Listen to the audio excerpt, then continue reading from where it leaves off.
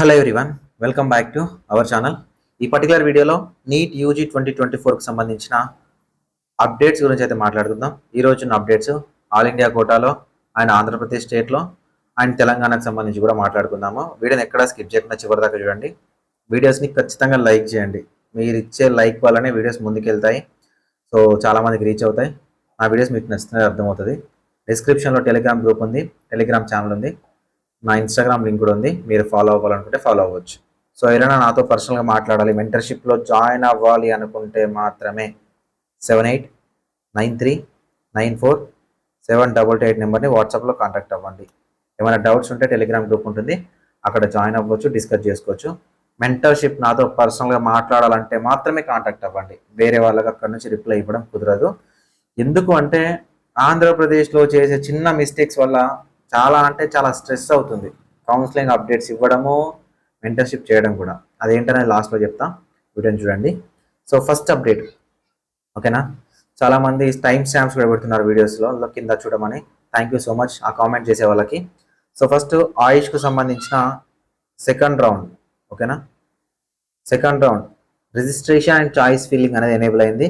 So ఎవరైనా ఆయుష్లో second రౌండ్లో all India కోటాలో పార్టిసిపేట్ చేయాలనుకుంటే, ఏఐక్యూ మళ్ళీ స్టేట్లో కాదు, చేయాలనుకుంటే మీరు రిజిస్ట్రేషన్ చేసుకొని పార్టిసిపేషన్ అయితే చేసుకోవచ్చు. సో సెకండ్ వచ్చేసరికి వెటర్నరీ కౌన్సిల్ ఆఫ్ ఇండియాకి సంబంధించిన second round registration and choice filling అనేది స్టార్ట్ అయింది.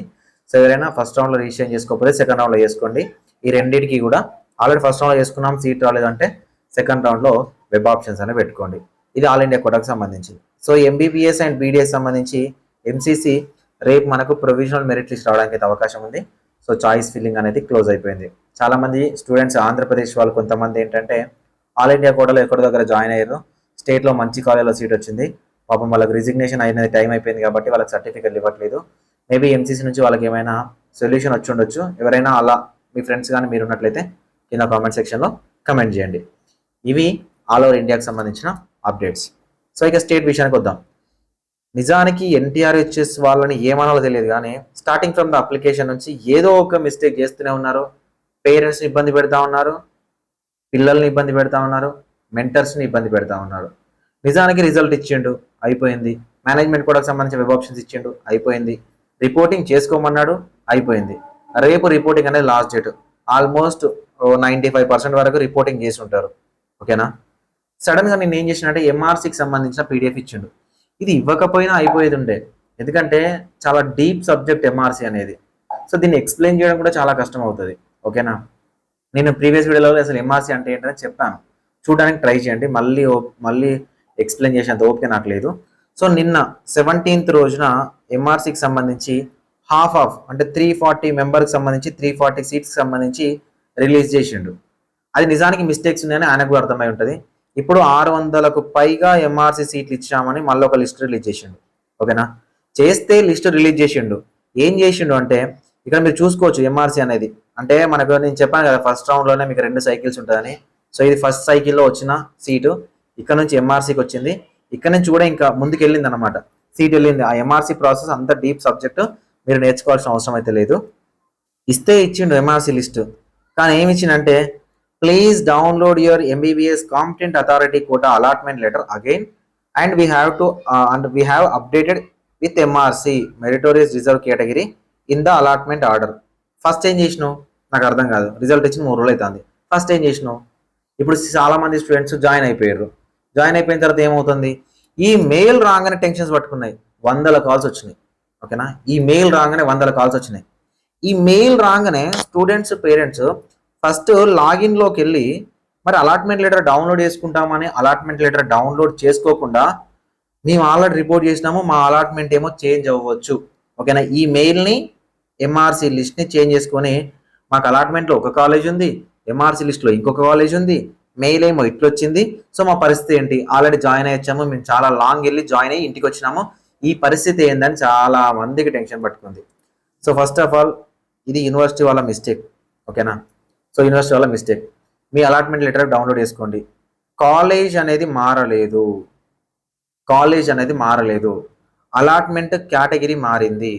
ఫర్ ఎగ్జాంపుల్ ఎంబీబీఎస్కి సంబంధించి సమ్ కాలేజ్ ఉంది, జిఎంసిజి అనుకుందాం, AP UR girl, general, MRC అని యాడ్ అయి ఉంటుంది. ఓకేనా, ఫస్ట్ దాంట్లో నార్మల్ జనరల్ అని ఉంటే ఈసారి ఎంఆర్సి అని ఒక ట్యాగ్ లైన్ యాడ్ అయి ఉంటుంది, ఎంఆర్సి అని. ఓకేనా, సో జస్ట్ డౌన్లోడ్ చేసుకొని పెట్టుకోండి సరిపోతుంది. వీలుంటే మీ కాలేజీలకి మెయిల్ చేయండి. మీ కాలేజ్ మారలేదు, ఫస్ట్ రౌండ్లో వచ్చిన కాలేజ్ అనేది మారలేదు. ఓకే, ఎక్కడ కూడా మారలేదు. ఎంఆర్సిని యాడ్ చేయడం జరిగింది. అసలు వితౌట్ వెరిఫికేషన్ చేసుకోకుండా, అలాట్మెంట్ని సరిగా వెరిఫికేషన్ చేసుకోకుండా ఎందుకు అలాట్మెంట్ ఇచ్చాడని నాకు అర్థం అవ్వట్లేదు.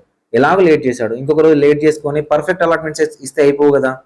కాలేజ్ ఏం మార్చలేదు, కానీ ఎంఆర్సి కేటగిరీ అనేది మార్చుకుంటూ ఇవ్వడము, ఈ మెయిల్స్ రావడం వల్ల స్టూడెంట్స్లో, పేరెంట్స్లో టెన్షన్ పట్టుకుంది. సో కాబట్టి పేరెంట్స్, ఆంధ్రప్రదేశ్ స్టూడెంట్స్ ఎవరు టెన్షన్ పడాల్సిన అవసరం లేదు.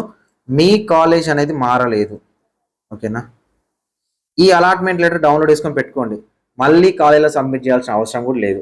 ఓకేనా, వీలైతే మెంటర్స్ని కాదు, యూనివర్సిటీ కాల్ చేయండి, లేదనుకుంటే కాలేజీలకు కాల్ చేయండి, వాళ్ళని అడగడానికి ట్రై చేయండి దీనికి సొల్యూషన్ ఏంటి అనేది. ఓకేనా, మేము చెప్పింది మీకు నమ్మాలి అనిపించకపోతే, ఎందుకంటే కాలేజీలో సబ్మిట్ చేయాల్సిన అవసరం లేదు. ఫస్ట్ పాయింట్, డౌన్లోడ్ చేసుకొని పెట్టుకుంటే సరిపోతుంది. ఓకేనా, జస్ట్ అలాట్మెంట్ అనేది మారింది. ఓకేనా, సో ఇది ఇంపార్టెంట్ అప్డేట్. చాలా చాలా చాలా చాలా కాల్స్ అనమాట.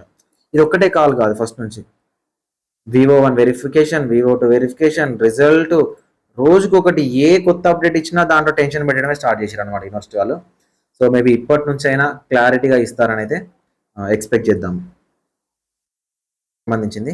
సో ఇక తెలంగాణకు సంబంధించి high court, Telangana government of Telangana, high court of తెలంగాణకు సంబంధించిన కోర్టు ఆర్డర్ మీద సో స్టే కోసం సుప్రీంకోర్టుకి వెళ్ళిన విషయం తెలిసిందే. అందరూ చెప్పేసి ఉంటారు మీకు 17th రోజున లిస్ట్ అయింది అని. సో 17th రోజున లిస్ట్ అయింది కదా, అప్పటి నుంచి ఏం అప్డేట్ లేదు, ఏం జరిగింది అని చాలామంది అన్నారు. సో 17th రోజున లిస్ట్ అవ్వడం అనేది టెంటేటివ్గా అయింది. ఓకేనా, 17th రోజున లిస్ట్ అవ్వడం అనేది టెంటేటివ్గా అయింది. 17th రోజున లిస్ట్ అవ్వలేదు. సో ఇప్పుడు 20కి పోయిందన్నమాట. 20 సెప్టెంబర్ 2024 రోజున లిస్ట్ అయింది. Serial number 27. 20 రోజున బెంచ్కి వెళ్ళింది. Honourable chief justice and honourable JB Pardiwala గారు అండ్ మనోజ్ మిశ్రా. సో ఈ 3 జడ్జెస్ బెంచెస్కి లిస్ట్ అయిందనమాట 20 సెప్టెంబర్ 2024 రోజున. సో తెలంగాణకు సంబంధించి ఎవరైతే స్టూడెంట్స్, పేరెంట్స్ వెయిట్ చేస్తూ ఉన్నారో, సో 20 సెప్టెంబర్ 2024 రోజున సుప్రీంకోర్టులో జరిగే హీరింగ్ని బట్టి మీకు మెరిట్ లిస్ట్ రావడమా, సో ఎక్స్టెండ్ అవ్వడమా, ఇవన్నీ ఉంటాయి అన్నమాట. ఓకేనా, సో కానీ నేను ఎక్స్పెక్ట్ చేస్తున్నా, ఇది నా ఎక్స్పెక్టేషన్ మాత్రమే. సో 20 వరకు వెయిట్ చేయండి, అప్డేట్స్ చెప్పండి అని తెలంగాణకు సంబంధించి అడిగితే నా దగ్గర లేవు, ఉంటే చెప్తా. ఓకేనా, ఇదే అప్డేట్ ఉంది. సో ఈ అప్డేట్ని వినండి. అండ్ మళ్ళీ చెప్తున్నాను, ఇంకొకటి ఏంటంటే తెలంగాణ గవర్నమెంట్ సుప్రీంకోర్టు నుంచి వచ్చే ఏ జడ్జిమెంట్కైనా మేబీ ఓకే అయి ఉండొచ్చు. ఎందుకంటే for example supreme court judgement 33 GO ఏదైతే ఉందో, ఈ జియోకు ఫేవర్గా వచ్చింది అనుకోండి, నాన్ లోకల్ క్యాండిడేట్స్ అని ఎవరికైతే వచ్చిందో వాళ్ళని తీసేసి మెరిట్ లిస్ట్ ఇస్తారు.